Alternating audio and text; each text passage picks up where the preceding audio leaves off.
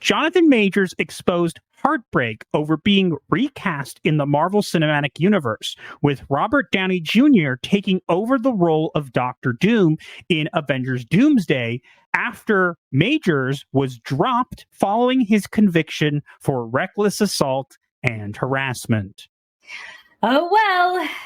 Jonathan Majors did do some things. Now, I've heard some controversy around it. Doesn't really matter. You know, he was convicted of certain things, and that's fine.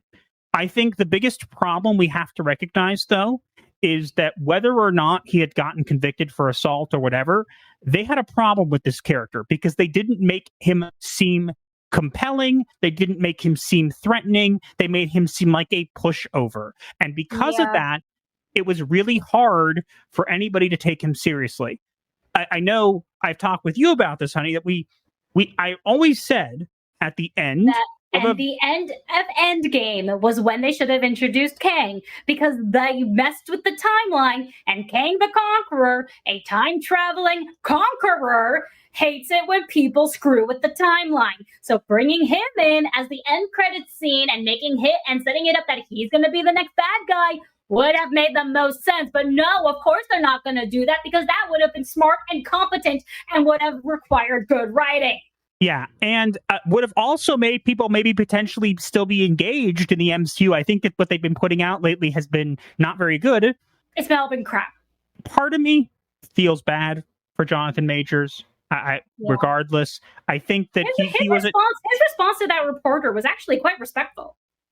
Yeah, they literally like cornered him, and he was like walking somewhere, and they were like asking him, and what they really wanted him to do was basically say, "Oh, you know, these people got to go and I didn't because I'm a black man," and he didn't do that. He didn't do that. He did not take the bait. So good for him on that. Look, I feel bad for him. I think he did as good of a job as he could with the character. I think the problem is the character just wasn't well written. They ruined him. He was a great villain. He always was a really cool character. I think it would have been great if you kind of put him, you know, into the situation. You could have done it in a way, as we said at the end of Endgame. You could have made it whatever. You didn't do it well. You introduced the main big bad in the Loki show. You didn't even introduce him into a movie till later on. And you made him get beaten by Ant-Man. Ants. Not Ant-Man, the ants. It doesn't matter. Like, you don't think Kang the Conqueror gets taken down by ants. I think that Ant-Man could have taken him down with the help of other people, but like they didn't do that. Like, no. I think that there was a good opportunity here. The character was decent and it could have done well. The problem is they didn't. And now they're going to Robert Downey Jr. and being like, please come back. We have money. Please come back and watch our stuff. And honestly, I love Dr. Doom. I'm always wanted a decent, accurate version of him. And I'm going to die on this hill. I believe that the Fantastic Four, from what year was it, honey? I think 2002, the early 2000 movies. The one with the one where Chris Evans was Johnny Storm. 2005. I think the Doctor Doom, and I'm going to go on a record here, okay? I think the Doctor Doom that we got in that first movie, okay, is going to be looked back at as the most accurate portrayal of Doctor Doom that we've ever gotten. Because if they're going to move forward with Robert Downey Jr., they're going to probably try to make him like an evil version of Iron Man or whatever they might do. And because of that, it literally is not going to be the same Doom. They're never going to do him correctly. That is going to be the closest we're going to get.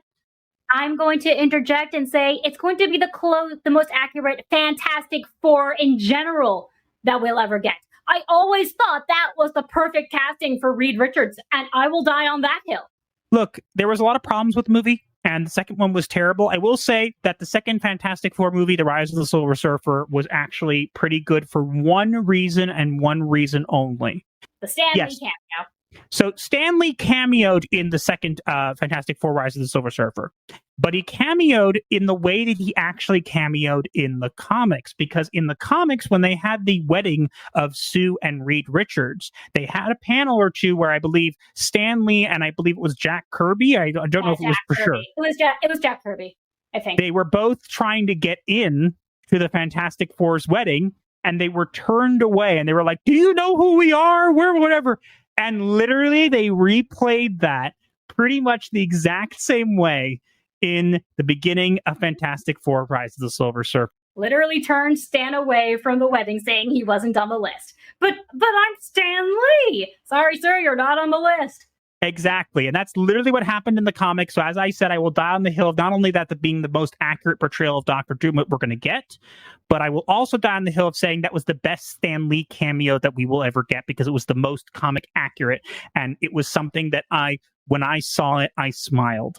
Yeah. Rest in peace, Stan. Yes. Goodbye, Stan Lee.